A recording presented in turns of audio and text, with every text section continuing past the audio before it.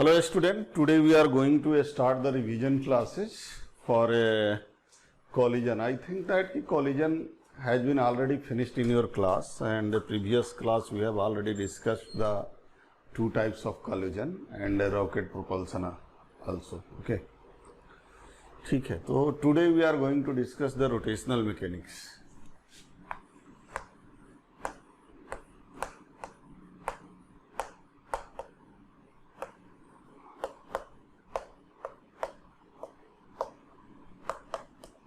Rotational mechanics. इसमें कौन कौन से पैरामीटर से क्या क्या पढ़ने जा रहे हैं. सबसे पहला चीज पढ़ने जा रहे हैं हम लोग टॉर्क.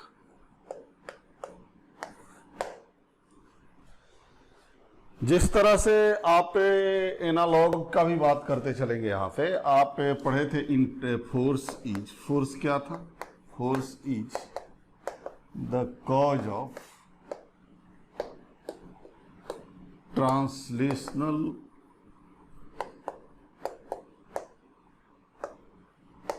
effect, translational change. ठीक है ना बच्चों. जैसा कि हम लोग पढ़े थे कि force is the cause of translational change, मतलब फोर्स बराबर में यही इक्वेशन हम लोग पढ़े थे ट्रांसलेशनल मोशन. अब यहां हम लोग रोटेशनल पढ़ रहे हैं और रोटेशनल में टॉर्क कॉज होता है. Torque is the cause of rotational change.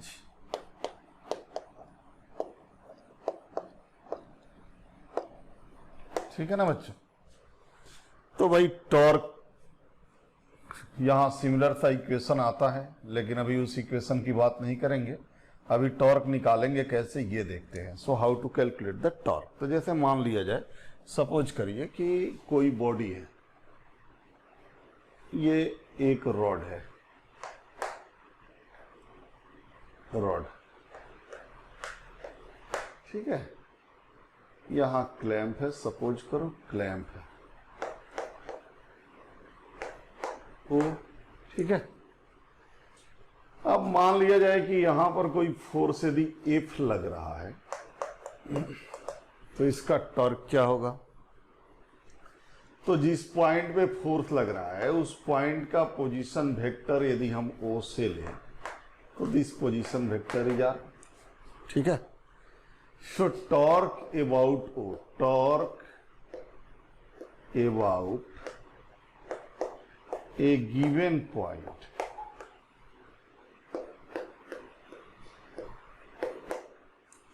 O, about any point आप निकाल सकते हैं.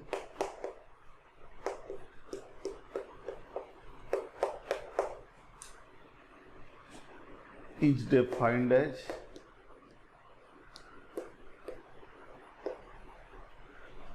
cross product of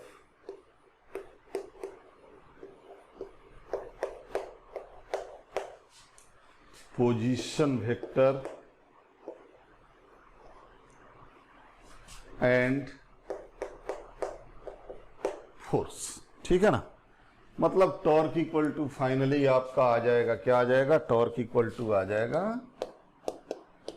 are cross F. यह टॉर्क आ जाएगा जहां आर क्या है? पोजीशन वेक्टर है. किस पॉइंट का? उस पॉइंट पे जहां फोर्स लग रहा है. किसके रेस्पेक्ट में? तो उस पॉइंट के रेस्पेक्ट में जिस पॉइंट के अबाउट आप टॉर्क निकाल रहे हैं. फिर से एक बार सुन लीजिए. आर क्या है? पोजीशन वेक्टर है. किस पॉइंट का? तो जिस पॉइंट पे फोर्स लग रहा है. ठीक है ना. किसके रेस्पेक्ट में? तो उस पॉइंट के रेस्पेक्ट में जिसके अबाउट आप टॉर्क निकाल रहे हैं. ठीक है ना. So torque equal to R cross F. अब चूंकि क्रॉस प्रोडक्ट दो वेक्टर का क्रॉस प्रोडक्ट वेक्टर होता है, तो भाई टॉर्क की मैग्नीट्यूड भी बतानी पड़ेगी और डायरेक्शन भी बताना पड़ेगा. तो यहां पर देखिए मैं लिख रहा हूं कि टॉर्क का मैग्नीट्यूड क्या हो जाएगा? R F sine theta. जहां r is the magnitude of position vector, f is the magnitude of force and theta is the angle between position vector and force. ये थीटा उसके बीच का एंगल है, ठीक है। अब यहां पर बच्चों देखो डायरेक्शन की यदि बात आती है, आप चाहो तो इसको इस तरह से भी लिख सकते हो कि आर एफ साइन थीटा में ये force R sine theta perpendicular distance हुआ, तो या इस फॉर्मूला को ऐसे भी लिख सकते हो आप कि टॉर्क बराबर force into perpendicular distance of line of action. क्योंकि देखो ये तुम्हारा थोड़ा सा फिगर को मैं दिखलाऊंगा, यहां पर क्लियरिटी होना जरूरी है। जैसे मान लिया जाए सपोज कि ये आपका रॉड है, ठीक है, इस पॉइंट ओ के अबाउट आप यहां पर ये फोर्स जो एफ लग रहा है, ये लाइन जिस लाइन में जिस डायरेक्शन में फोर्स लग रहा है, इस डायरेक्शन का नाम क्या है? लाइन ऑफ एक्शन, ठीक है ना। और ओ से let this is the position vector R, ये एंगल थीटा है आर और एफ के बीच का, तो ये भी थीटा होगा। तो लाइन ऑफ एक्शन का जो परपेंडिकुलर डिस्टेंस होगा ये कितना होगा? ये आर है, ये थीटा है, तो ये हो गया आपका आर साइन थीटा। तो क्या लिखा है? हमने लिखा है टॉर्क बराबर फोर्स, फोर्स गुने perpendicular distance of line of action, यही ना होता है torque, force F R sine theta. तो ये क्या है? ये तो फोर्स हो गया, और ये क्या है? ये perpendicular distance of line of action हो गया। तो इस तरह से आप मैग्नीट्यूड निकाल सकते हैं, ठीक है। अब रही बात डायरेक्शन की, तो डायरेक्शन में क्या किया जाता है कि डायरेक्शन में क्रॉस प्रोडक्ट के अकॉर्डिंग, कि जैसे आर का डायरेक्शन इधर है, इधर डायरेक्शन आर का है और इधर एफ का है, तो आर क्रॉस एफ मतलब राइट हैंड स्क्रू को आर से एफ की ओर घुमाना है, राइट हैंड स्क्रू को आर से एफ की ओर घुमाना है, तो किधर जाएगा? ये ऊपर की ओर आएगा। So direction this. एक यहां पर हमने ये बात बताया था कि भाई इस फोर्स को देखिए, आपको क्या लग रहा है कि ये बॉडी को कैसे घुमा सकता है? ये घुमा सकता है इसको anti clockwise. So direction for direction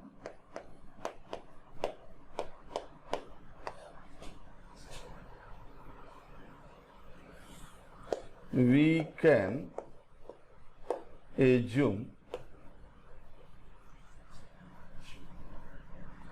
clockwise torque as a positive and anti-clockwise torque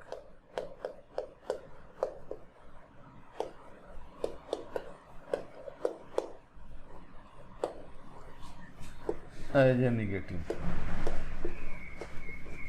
ठीक है ना।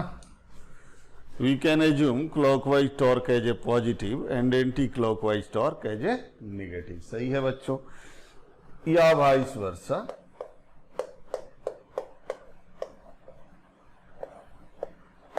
ठीक है, या आप इसका उल्टा एज्यूम कर लीजिए। तो डायरेक्शन के लिए ये कॉन्सेप्ट अच्छा होता है, राइट हैंड स्क्रू।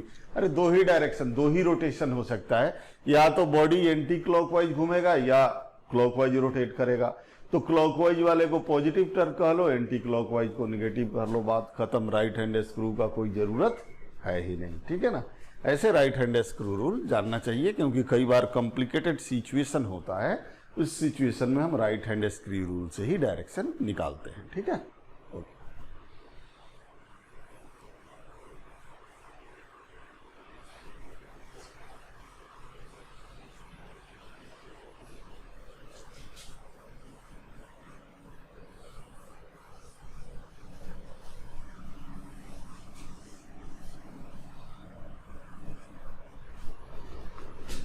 ठीक है, देखो बच्चों, नाउ इस पे प्रॉब्लम कैसे बनाएंगे। देखिए प्रॉब्लम देखिए, जैसे मान लिया जाए, सपोज करिए दिस इज ए रॉड,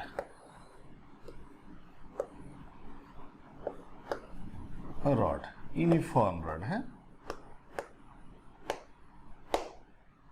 यहां फोर्स लग रहा है 10 न्यूटन, लेंथ है 2 मीटर, यहां फोर्स लग रहा है 12 न्यूटन, ये सीएम पे फोर्स लग रहा है 20 न्यूटन,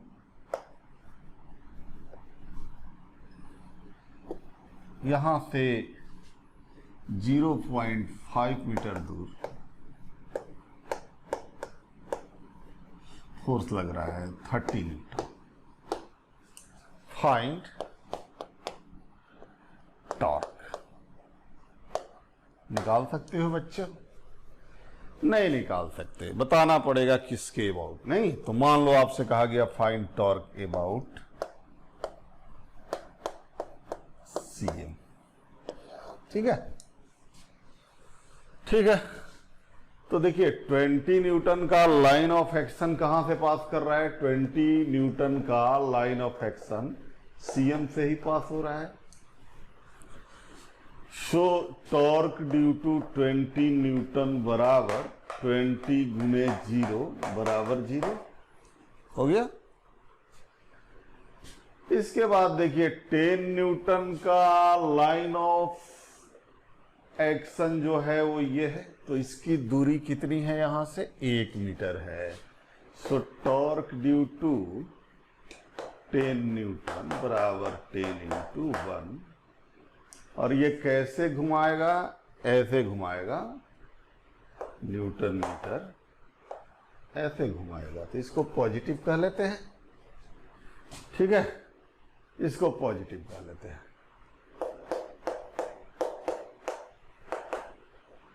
लेफ्ट पॉजिटिव, सही है ना। Torque due to 12 newton also positive, क्योंकि ये इसको ऐसे घुमाएगा और ये इसको ऐसे घुमाएगा, तो ये भी दोनों सेम सेंस में है, पॉजिटिव है, तो इसकी लाइन ऑफ एक्शन की भी दूरी उतना ही है, तो 12 गुने 1 न्यूटन मीटर। ठीक है ना। अब आ जाइए 30 न्यूटन पर। तो 30 न्यूटन कैसे रोटेट करेगा बच्चों? ये तो ऐसे घुमाएगा, तो ऐसे घुमाएगा, तो इसका निगेटिव टॉर्क लेना पड़ेगा, और एफ आर साइन थीटा से, क्योंकि लाइन ऑफ एक्शन का डिस्टेंस दिया हुआ नहीं है, तो फिर एफ आर साइन थीटा से निकाल लेते हैं। एफ कितना है? 30, और आर कितना है? आर है आपका, R is given here 0.5 into sine, ये एंगल दिया हुआ है, ये एंगल दिया हुआ है, ये एंगल दिया हुआ है प्रॉब्लम में 150 डिग्री दिया हुआ है, तो 30 हो जाएगा साइन 30 डिग्री, कितना हो गया?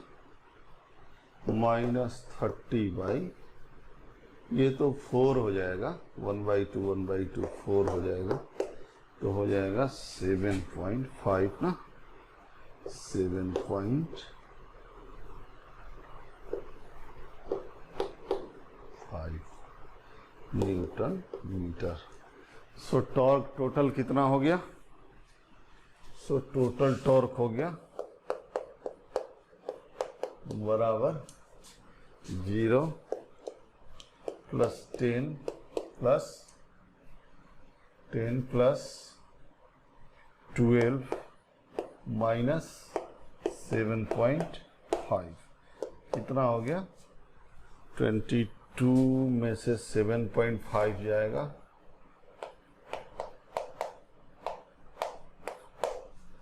22 - 7.5 5,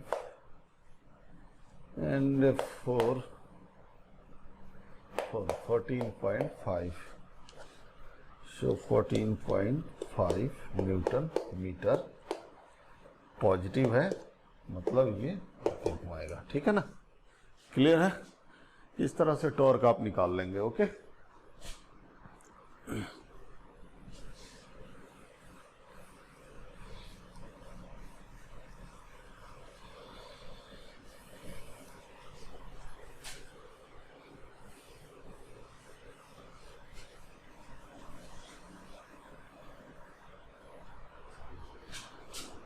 ठीक है। दूसरा नाउ द सेकेंड इज, दूसरा टॉपिक आपका है angular momentum.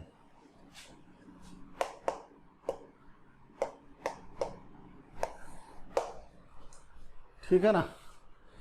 So angular momentum of particles and angular momentum of body, ये दोनों चीजें आपको बताएंगे। Angular momentum of particle and angular momentum of body, मतलब इसमें बताएंगे angular momentum of a particle. ठीक है ना, angular momentum of a particle. ठीक है, राइट है।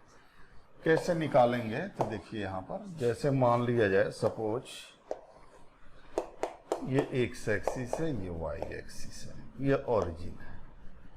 मान लिया कोई बॉडी मास m इधर जा रहा है v स्पीड से, मतलब इसका लीनियर मोमेंटम क्या है, mv है। ठीक है, और इस पार्टिकल का किसी इंस्टेंट पोजीशन वेक्टर r है। ठीक है, सो देखिए लीनियर मोमेंटम का मतलब होता है mass into velocity, and angular momentum is, angular momentum का सिंबल एल होता है। पार्टिकल का बात कर रहे हैं हम लोग। सो एल का मतलब हो गया cross product of R cross P. दोनों चीज होगा, मैग्नीट्यूड होगा और डायरेक्शन होगा। मैग्नीट्यूड तो हो जाएगा आर पी साइन थीटा, मतलब M V R sine theta, और डायरेक्शन के लिए आप वही करिए by right hand, screw rule, या क्लॉकवाइज एंटी क्लॉकवाइज कॉन्सेप्ट से भी आप, या क्लॉकवाइज एंटी क्लॉकवाइज कॉन्सेप्ट।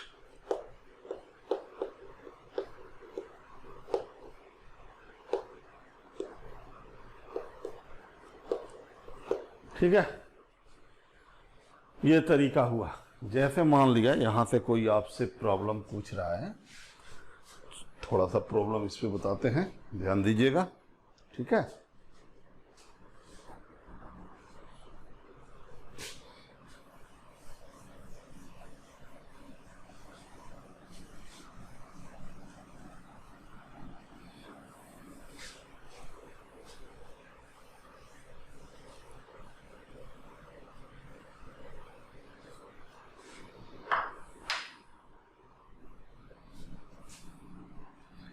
जैसे आपसे कोई प्रॉब्लम कह रहा है कि बनाइए फाइंड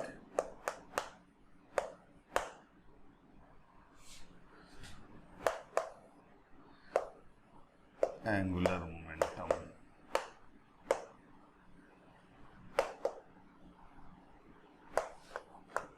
पार्टिकल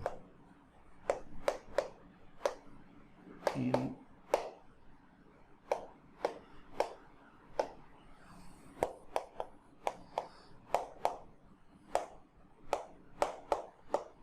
मोशन। क्या होता है बच्चों, जैसे मान लीजिए यूनिफॉर्म सर्कुलर मोशन में ये v स्पीड, ये कांस्टेंट होता है, ये कांस्टेंट होगा, रेडियस आर दिया हुआ है, तो आपको एंगुलर मोमेंटम निकालना है अबाउट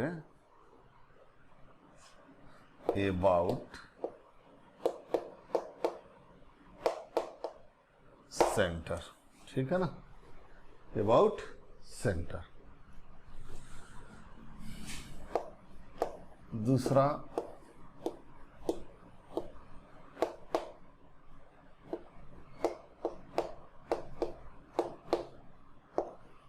डायमेट्रिकली ऑपोजिट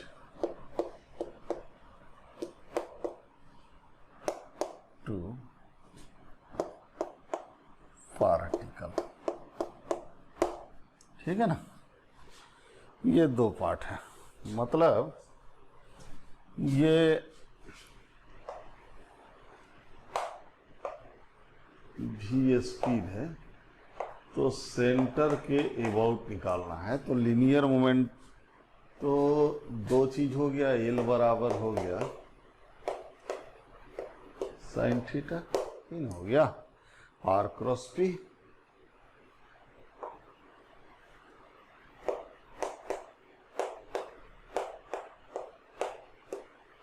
ठीक है। तो कितना हो गया, एम वी आर साइन, ये कितना एंगल बना रहा है, ये पोजीशन वेक्टर 90 डिग्री, तो कितना हो गया बच्चों, M V R. Same angular momentum will come for electron in circular motion around the nucleus, mvr, और according to Bohr's theorem that angular momentum is equal to nh by 2 pi. तो इतना तक clear हो गया, circular motion में mvr होगा angular momentum.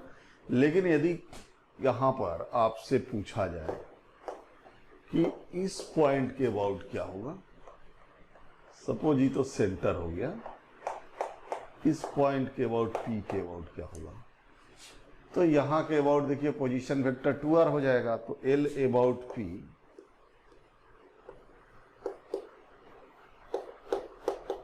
बराबर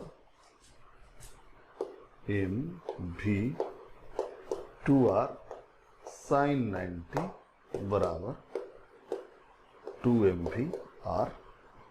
ये आंसर हो गया। 2 वाट, एल का एसआई यूनिट क्या होगा, क्या हो जाएगा, mvr kg मीटर स्क्वायर, ठीक है, पर सेकंड, ठीक है।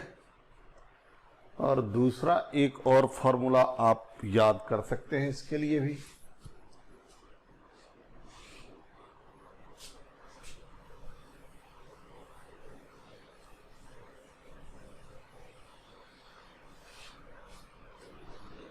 इसके लिए भी एक फॉर्मूला आप याद कर सकते हैं कि भाई,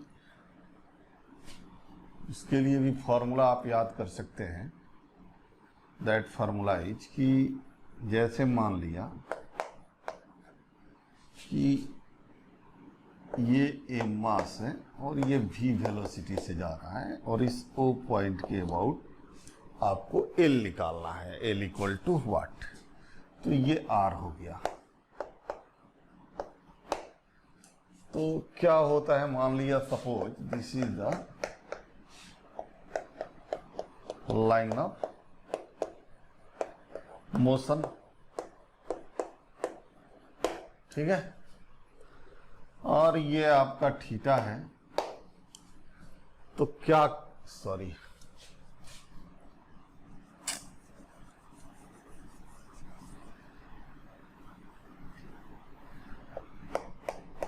आप क्या लिखते हैं, एल बराबर आप लिखते हैं आर पी साइन थीटा, ठीक है, ये लिखते हैं ना। तो यहां पर देखिए ये जो इस डायरेक्शन में जा रहा है, इस डायरेक्शन का नाम क्या होगा, इस डायरेक्शन का नाम होगा लाइन ऑफ मोशन। तो ये आर साइन थीटा जो है, ये P into R sine theta जो है, ये R sine theta line of motion का यहां से परपेंडिकुलर डिस्टेंस है,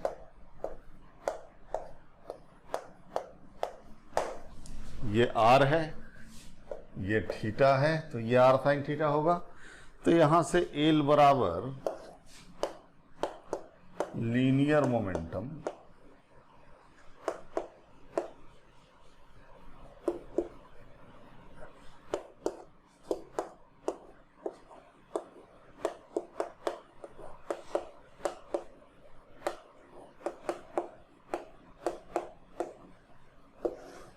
ठीक है ना, एल बराबर हो गया लीनियर मोमेंटम गुने perpendicular distance of line of motion.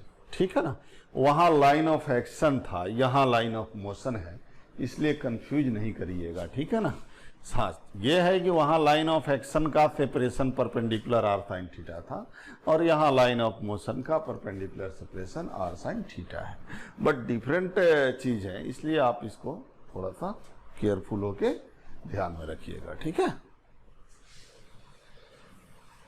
यहां पे एक सवाल देखिए,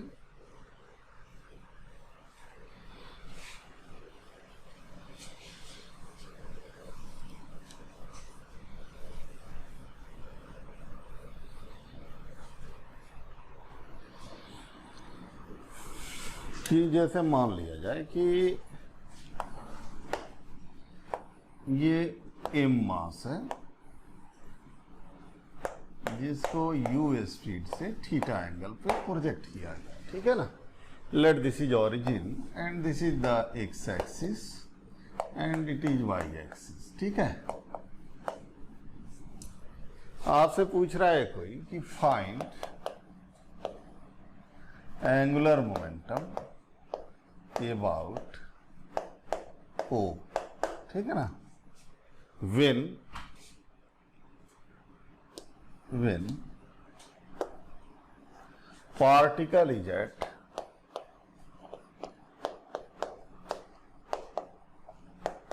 maximum height,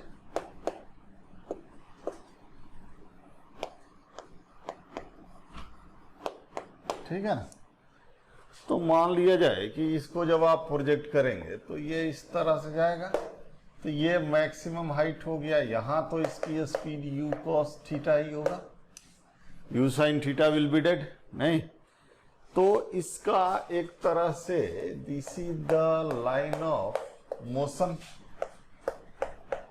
ये क्या है बच्चों, ये है लाइन ऑफ मोशन। ठीक है ना, लाइन ऑफ मोशन है, तो इसका पॉइंट ओ से बात हो रहा है, तो इसका परपेंडिकुलर डिस्टेंस पॉइंट ओ से तो ये होगा, तो ये किसके बराबर होगा, इस मैक्सिमम हाइट के बराबर होगा।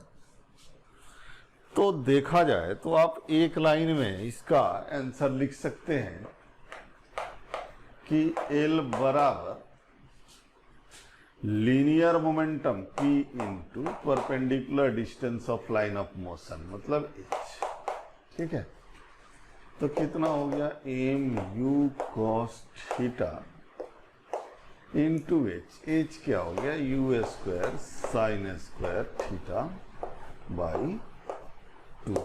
ठीक है ना, कितना हो गया बच्चों, यहां से देखो तो ये कितना हो जाएगा, यहां से ये कट जाएगा, ये कुछ कटेगा या नहीं देखते हैं, यहां से आपका आ जाएगा एम यू कॉस थीटा ये स्क्वायर साइन स्क्वायर थीटा। ठीक है ना, यही आंसर हो जाएगा।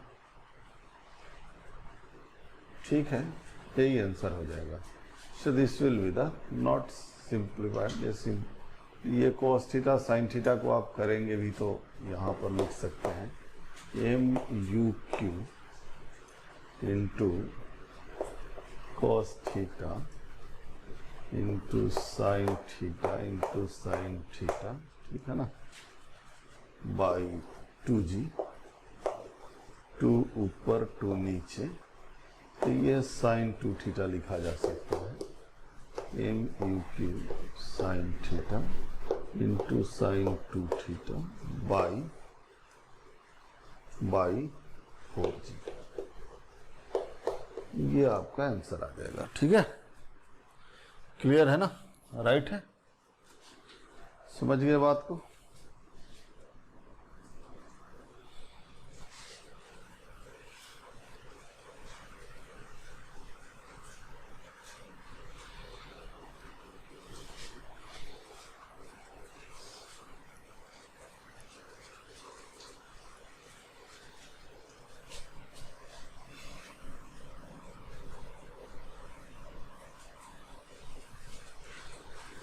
ठीक है बच्चों, आगे की यदि मैं बात करूं तो आगे का टर्म यदि मैं लिखने जाऊं उससे पहले एक बहुत इंपॉर्टेंट पैरामीटर हमारे सामने आएगा। That parameter is called moment of inertia.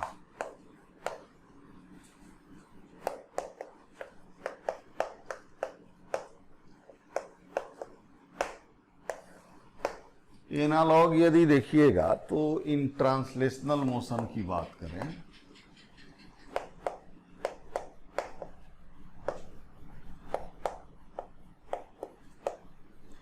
और ये रोटेशनल मोशन है,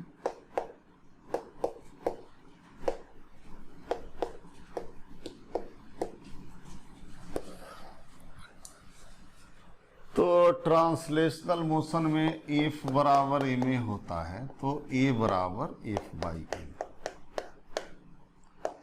एम क्या है, एम बढ़ेगा तो ये चेंज जो है वेलोसिटी का वो घट जाएगा। ठीक है, तो ये अपोजेस टू ट्रांसलेशनल चेंज।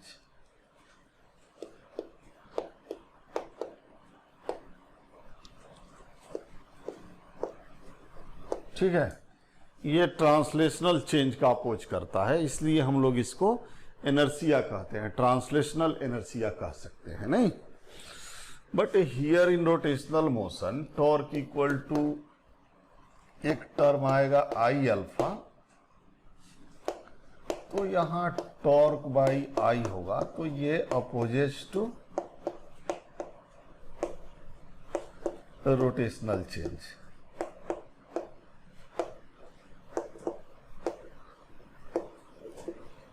ठीक है, और इसी को हम लोग कहते हैं मोमेंट ऑफ इनर्शिया। तो कोई पूछेगा मोमेंट ऑफ इनर्शिया क्या है, what is moment of inertia, M I. ठीक है, तो आप कहिएगा कि एम आई जो होता है वो M I moment of inertia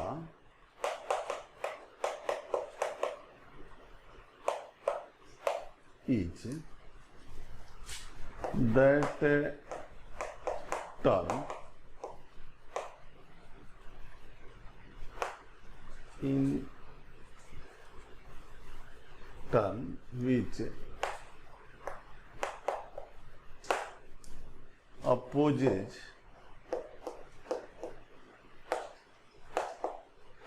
to rotational change।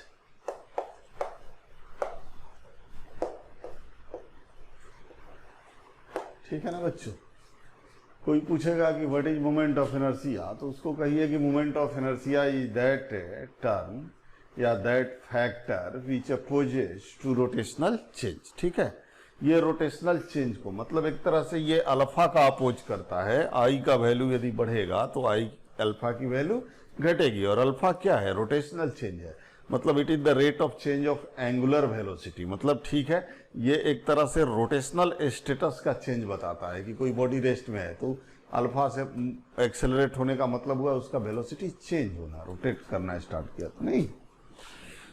So rotational change का अपोज करता है। जितना बड़ा मोमेंट ऑफ इनर्शिया होगा उसके चेंज के लिए बड़ा टॉर्क की जरूरत पड़ेगी। ठीक है,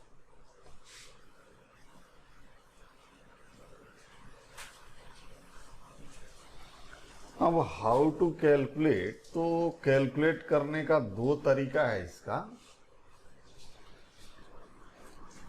दो तरीका है calculation of M I.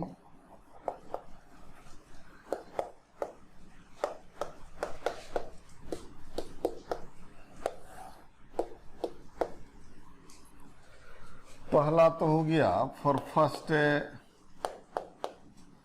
For discrete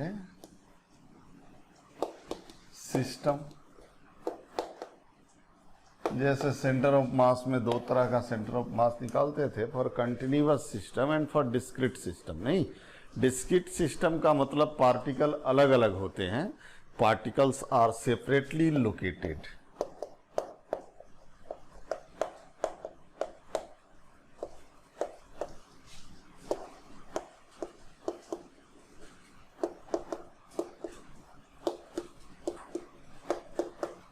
located in a system. ठीक है, तो मान लिया जाए कि ये कोई पार्टिकल है, ये सिस्टम हम कंसीडर करते हैं। जैसे मान लिया ये हमने एक सिस्टम ऐसे कंसीडर किया। ठीक है, ये एक्सिस हुआ, इसी के अबाउट ये सिस्टम ऑफ पार्टिकल्स तो रोटेट कर रहा है। सो इन दिस, ये बाउंड्री है, बाउंड्री ऑफ पार्टिकल्स। ठीक है ना, ये बाउंड्री है जिसके अंदर में पार्टिकल्स हैं, सब सेपरेटली हैं क्योंकि डिस्क्रीट सिस्टम की बात हो रही है। तो सेपरेटली है मतलब यहां पर कोई पार्टिकल m1 है, यहां पार्टिकल m2 है, यहां पार्टिकल m3 है, यहां पार्टिकल m4 है, m5 है, सब सेपरेटली है, mn है। ठीक है, तो ये डिस्क्रीट सिस्टम हुआ क्योंकि particles are not in contact, particles are located separately and all particles are rotating, moving in a circle about this given axis. यही रोटेशनल मैकेनिक्स, रोटेशनल मोशन का डेफिनेशन भी होता है कि कोई भी सिस्टम को रोटेशनल मोशन में आप तभी कह सकते हैं जब सारे पार्टिकल्स किसी खास एक्सिस के अबाउट सर्कल में मूव कर रहे हो।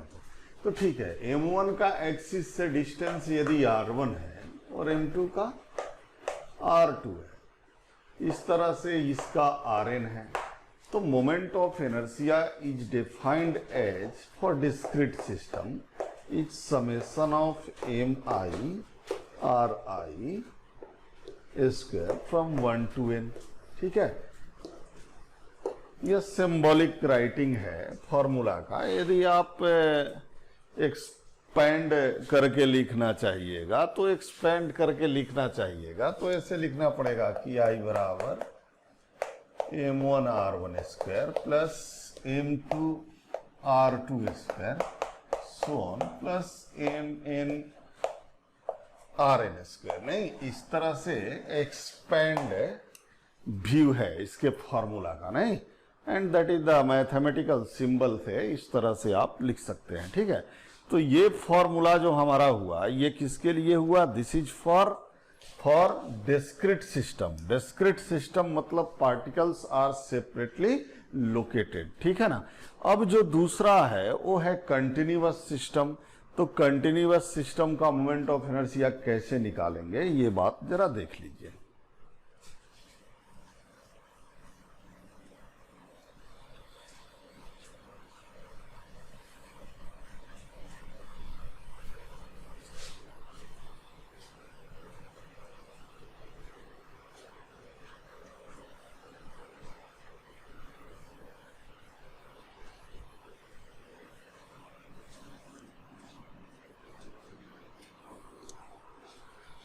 For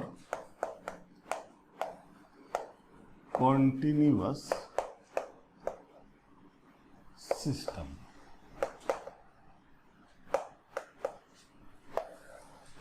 मतलब पार्टिकल्स आर इन कांटेक्ट। ठीक है ना। फॉर एग्जाम्पल आपका रॉड हो गया, डिस्क हो गया, रिंग हो गया, etc।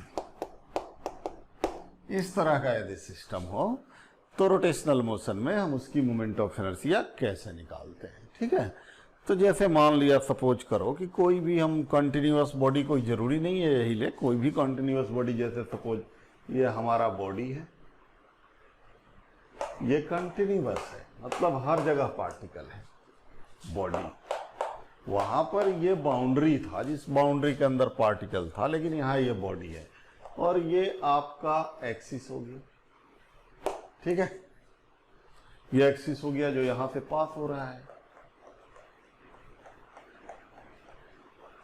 ये dm मास हुआ जो यहां से एक्सिस से r दूरी पर है।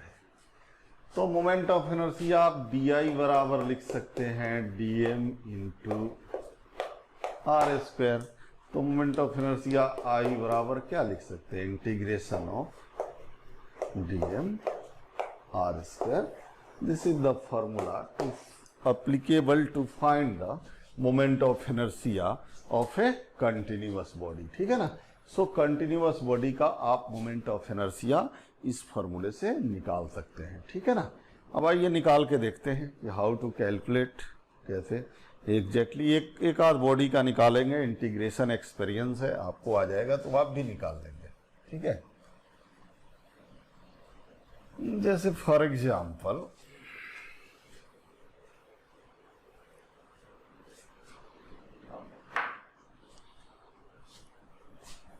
सिमेट्रिकल बॉडी का तो moment of inertia about the symmetrical axis हमें पता होता है, तो हम एक नॉन सिमेट्रिकल बॉडी लेते हैं। ठीक है ना। और उसका मोमेंट ऑफ इनर्शिया निकाल के देखते हैं। जैसे सपोज करिए दो प्रॉब्लम देंगे। पहला प्रॉब्लम ये देंगे कि मान लिया जाए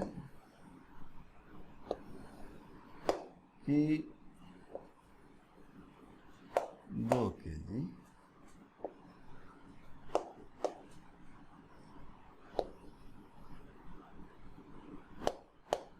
ये 3 पार्टिकल हैं।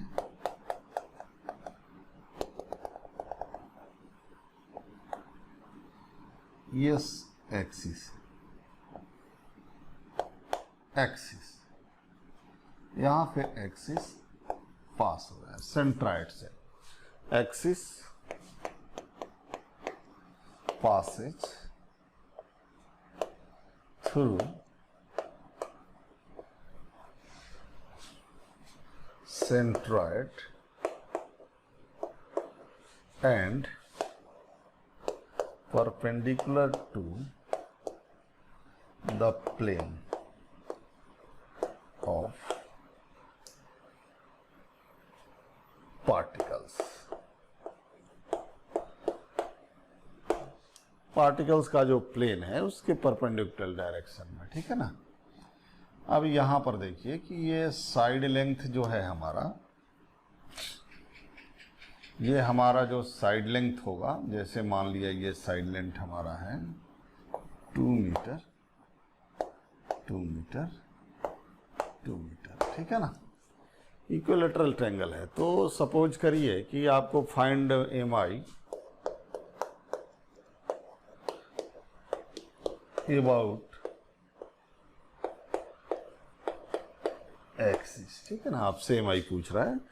तो सेंट्रॉइड से ये, जैसे मान लिया सेंट्रॉइड है, सेंट्रॉइड से ये परपेंडिकुलर डिस्टेंस कितना होगा। जैसे मान लिया जाए कि ये हमारा सेंट्रॉइड है, ये सेंट्रॉइड है, तो यहां से परपेंडिकुलर डिस्टेंस कितना होगा, आर होगा। तो ये M1 है, ये M2 है, ये M3 है। तो मोमेंट ऑफ इनर्शिया क्या हो गया आपका, हो गया M1 into R square. M1 2 है, plus M2 into R square, वो भी 2 है, plus M3 into R square. ठीक है। So 2r square 4r square, so 8r square आया। अब आपको r का वैल्यू बताना है कि r का वैल्यू क्या होगा। तो ठीक है, r का वैल्यू निकालते हैं। यहां से कैसे निकालेंगे ध्यान दीजिए, तो बहुत आसान सा है। आपका एक काम करिए, आपका आर का वैल्यू निकालना है। तो ठीक है,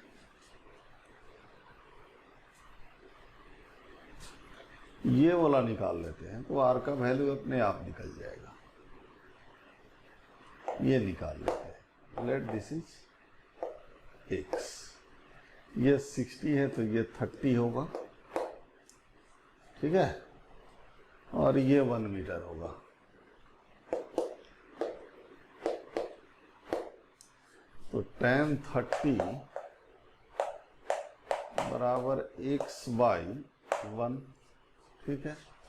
सो x इक्वल टू tan 30 का वैल्यू होता है 1/√3, 1/√3, ठीक है ना। सो R बराबर कितना हो जाएगा, ये साइड कितना हो जाएगा, ये साइड हो जाएगा, ये हो जाएगा, ये 2 मीटर है ना, तो ये 2 sin 30 हो जाएगा। मतलब this side is equal to, ये 2 मीटर है, तो 2 मीटर है तो ये हो गया 2 cos 60 मतलब 1 मीटर, ठीक है। और ये हो गया 2 sin 60, 2 sin 60 का मतलब हुआ 2√3/2, सो √3 माइनस, ठीक है,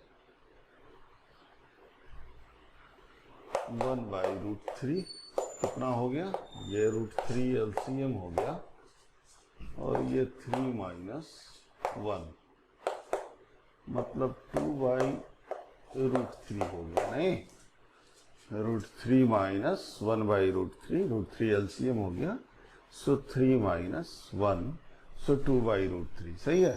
सो 8R², तो क्या लिखे हम यहाँ से लिखे 8 इंटू R², 4/3, तो कितना हो गया 32/3 kg मीटर स्क्वायर आंसर, ठीक है ना। तो आप इस तरह से मोमेंट ऑफ इनर्शिया आप निकल लेंगे किसी भी डिस्क्रीट सिस्टम का जिसमें बहुत सारे पार्टिकल्स दिए हुए रहेंगे, ठीक है ना। लेकिन बॉडी यदि कंटिन्यूअस हो तो फिर आपको इंटीग्रेशन से निकालना पड़ेगा, कैसे निकालेंगे वो भी देख लीजिए।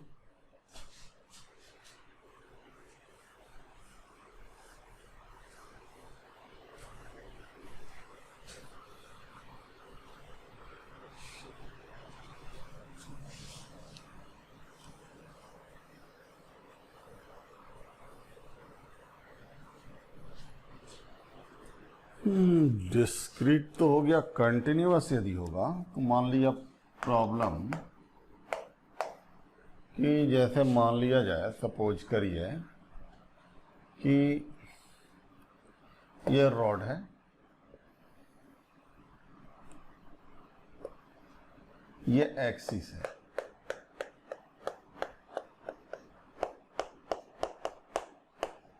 ये एक्सिस के अबाउट रॉड मूव कर रहा है।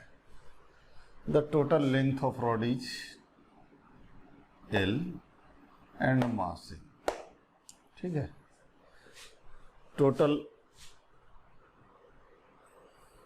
मास नहीं दिया हुआ है। The linear density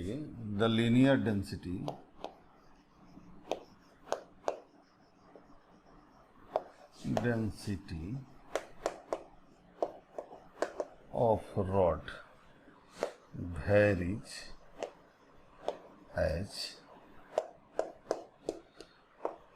2x, ठीक है ना, इस तरह से वैरी कर रहा है, +1, 2x नहीं, x + 1, इस तरह से वैरी कर रहा है, ठीक है ना।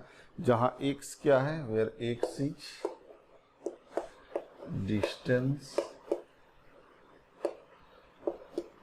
Of a point on rod from axis, ठीक है ना, x है। तो फाइंड mi,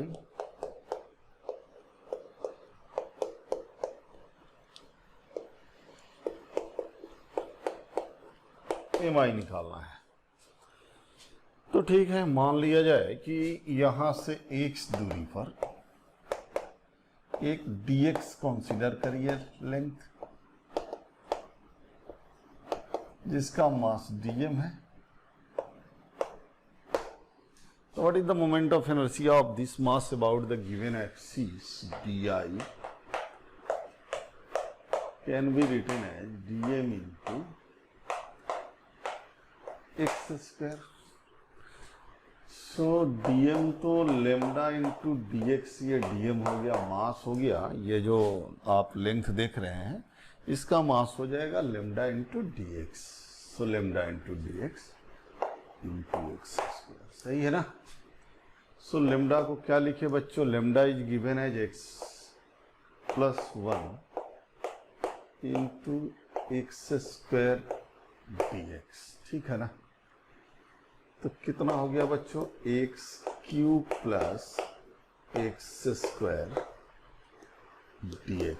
ये आपका डी हो गया। क्या हो गया, डी हो गया।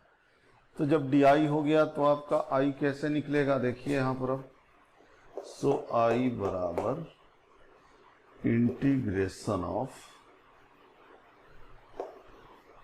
X cube plus X square dx, कहाँ से कहाँ तक, from 0 to l, 0 to l, l length दिया हुआ है।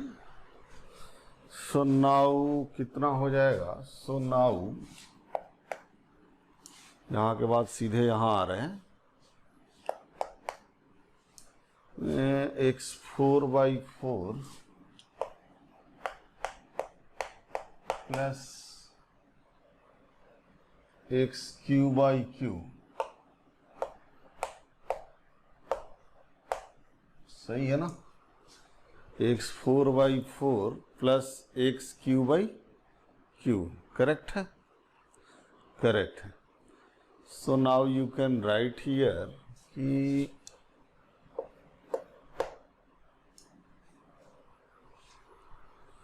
Now this will be the x4/4 plus x, कहाँ से, 0 से l ना, 0 से l, तो यहाँ पर आ जाएगा l4/4 प्लस l3/3 आ जाएगा आपका। तो कितना हो जाएगा बच्चों, और 0 के लिए तो 0 ही हो जाएगा ना। सो यहाँ पर 12 हो जाएगा एंड 3l4 प्लस 4l3। तो यहाँ पर l3 बाहर निकाल लीजिए, तो आपका हो गया 3l plus 4/12, this will be kg metre square answer of this question, ठीक है ना। तो इस तरह से आप कंटिन्यूअस बॉडी का भी मोमेंट ऑफ इनर्शिया निकाल सकते हैं, ठीक है ना। इंटीग्रेशन से आपको निकालना पड़ेगा, क्लियर है।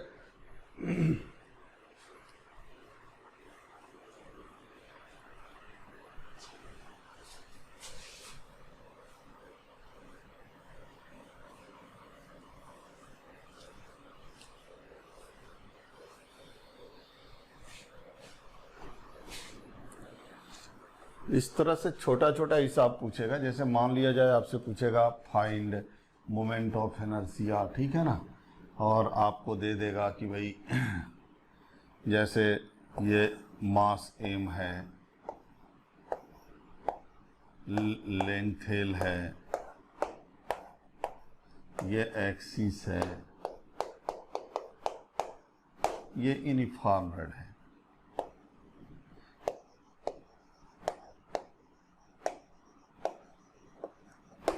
आपसे कहेगा कि फाइंड mi,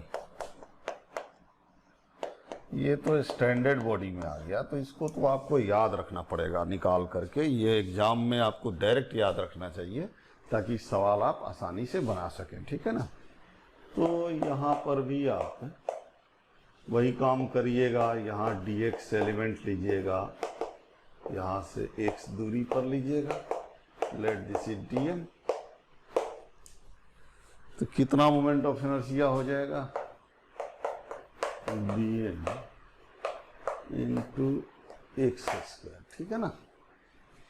सो dm क्या लिखें, dm का मतलब m/l इंटू dx लेंथ का मास है। सो i बराबर इंटीग्रेशन ऑफ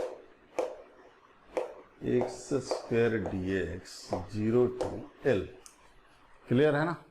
तो यहाँ से आपका इंटीग्रेशन करेंगे हम, तो क्या आ जाएगा, m/l into x3/3 0 to l, नहीं, तो यहाँ से आ जाएगा ml3/3l, सो एक l कट जाएगा, सो ml² 3, ये हो गया।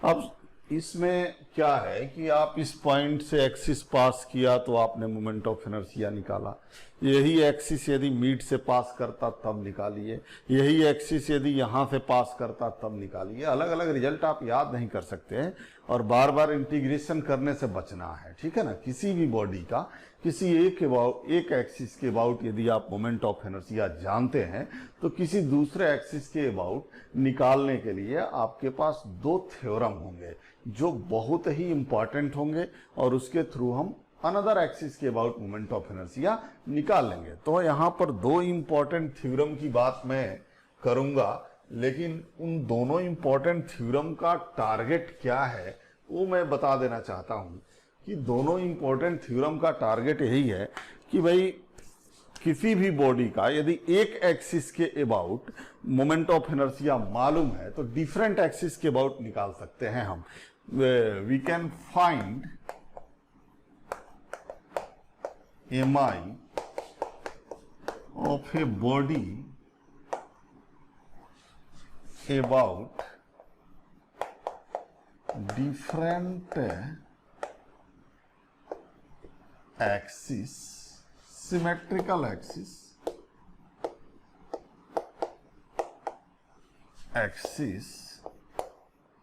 by two थ्योरम, दो थ्योरम होगा, ठीक है ना। पहला थ्योरम जो होगा उसका नाम होगा parallel axis theorem.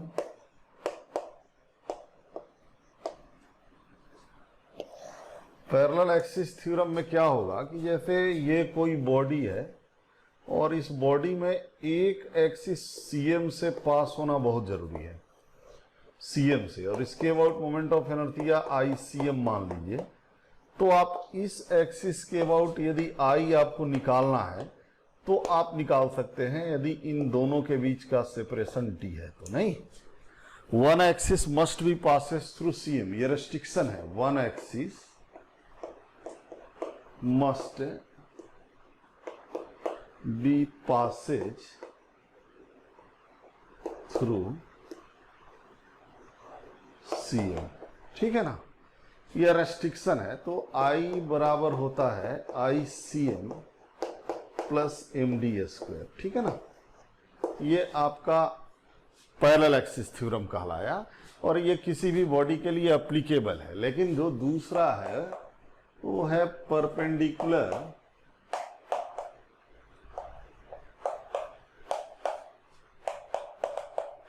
Axis theorem, ठीक है। इस थ्योरम में क्या है कि जैसे मान लिया जाए for lamina, only for lamina, lamina का मतलब होता है टू डायमेंशनल बॉडी, जैसे seat, for example seat, metal seat, copy का पेज, ये सब लेमिना हुआ।